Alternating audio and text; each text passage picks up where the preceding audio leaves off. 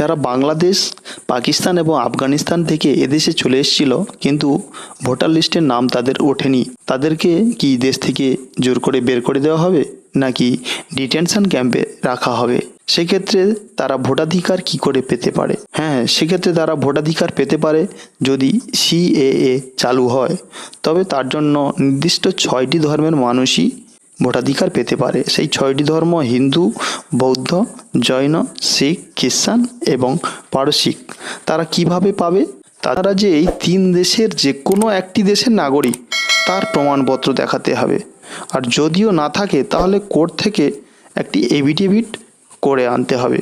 আপনারা যে ধর্মের মানুষ তার প্রমাণপত্র দেখাতে হবে। আর যদি না থাকে তাহলে নিজেকে হিন্দু হিসেবে ঘোষণা করে এফিডেভিট করে আনলেও চলবে।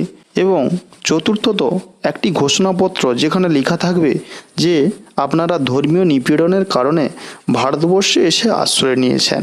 এখানে বলে রাখি, এই নাগরিকত্বের জন্য আবেদন কিন্তু আপনাদেরকে অনলাইনে করতে হবে www.indiancitizenship.online.net.in এই ওয়েবসাইটে।